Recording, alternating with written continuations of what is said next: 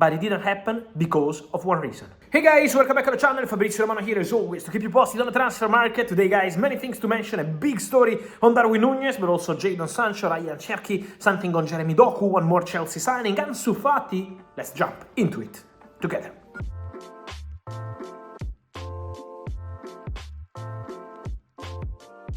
And so guys, we are in Champions League hours, Champions League week, big things happening, many things to mention, but today I wanted to start with a big bomb regarding Darwin Nunez, on what happened during the January transfer window. It's a story I shared with you on Give Me Sport today, and I wanted to add some context to the situation. What really happened around Darwin Nunez?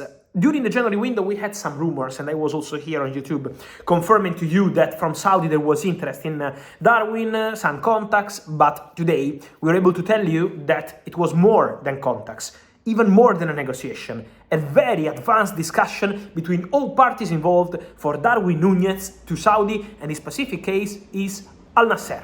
The club really close to signing Darwin Nunez in the January window was Al Nassr with Cristiano Ronaldo. We know they signed John Duran. They are very happy with John Duran, top talent, scoring goals already, big investment. But at the beginning of January, Aston Villa didn't want to open doors to John Duran exit. And what Al Nassr did from the beginning of January till day 20, 22, 23, so for more than 20 days, was to negotiate with all parties involved for Darwin Nunez. Yes, a concrete negotiation, because Al Nassr had two bids on the table for Darwin Nunez and an advanced discussion with Liverpool. Also, very advanced on player side. So if you saw some reports saying that Darwin didn't want to go to Saudi, my understanding is that is not true. Darwin Nunez was open to negotiate, open to discuss, then he was not desperate to leave Liverpool. That would be also a fake story, a fake news. The reality is that Darwin, people on Darwin's behalf, negotiated for this possibility, but why the deal didn't happen? The money on the table was a very good amount. So something that for Liverpool was probably okay on the financial point of view. Something around 85 million euros add-ons included. For Darwin, big money, big contract, so the player also open to that kind of move. But it didn't happen because of one reason: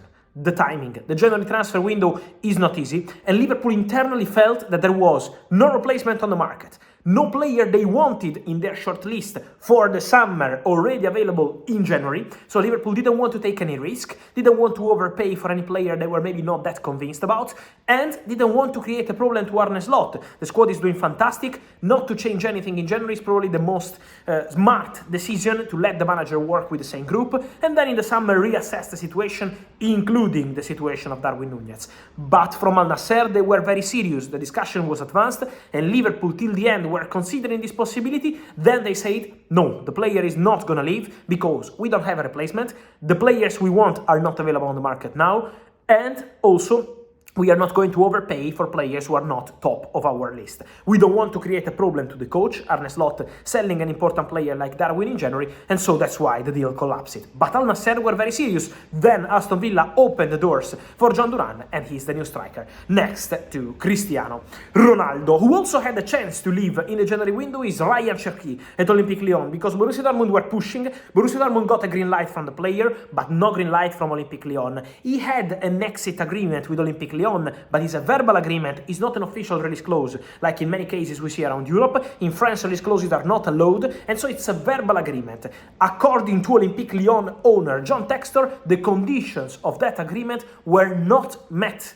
So that's why Olympique Lyon were able to say no to Borussia Dortmund for Cherki. What's the feeling for the summer? Borussia Dortmund will be back. That's the understanding. We have to see who's going to be the manager, if Kovac is going to stay, what Borussia Dortmund want to build, if other clubs will join the race. But the feeling is that in the summer, Cherki has huge chances to leave Olympique Lyon with 22.5 million euros exit agreement with Olympique Lyon, in that case, is expected to be respected. And so Cherki will be one of the faces of the summer transfer window. Not expected to be one of the faces, Jadon Sancho.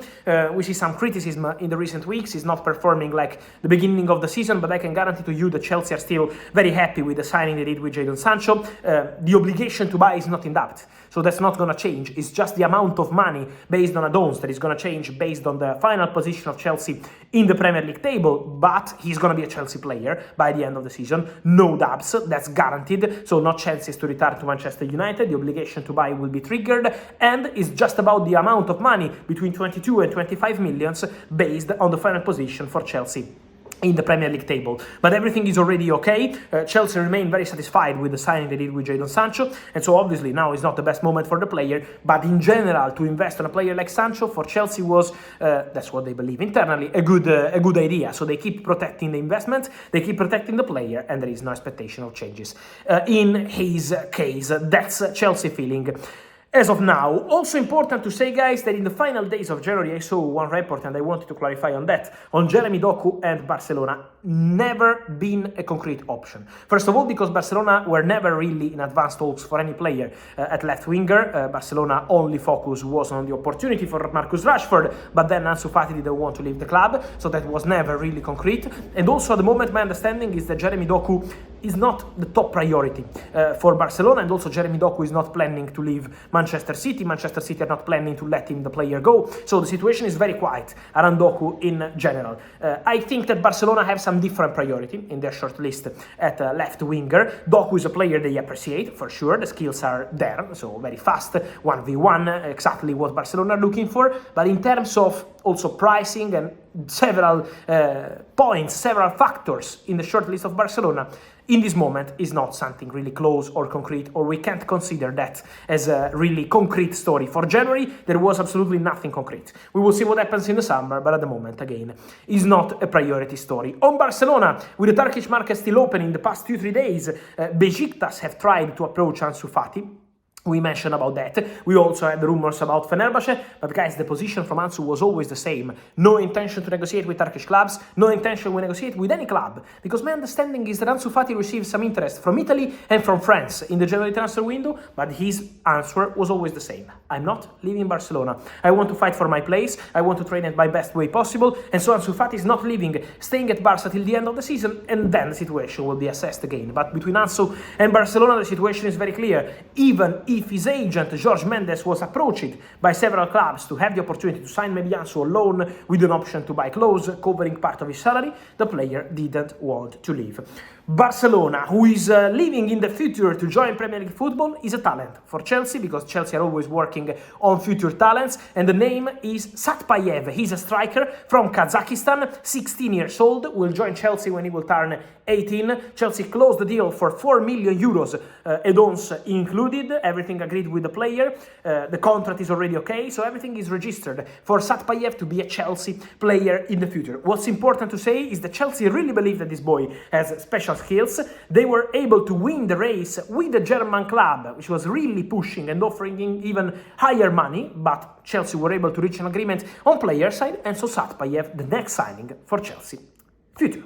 And so guys, let me know your thoughts on all these stories. I wait for your comments from Darwin Nunez, Jadon Sancho, Cherki, Doku, Ansu Fati. I wait for your opinion. Here as always, like this video, turn on the notification bell, subscribe to the channel. See you soon. Ciao!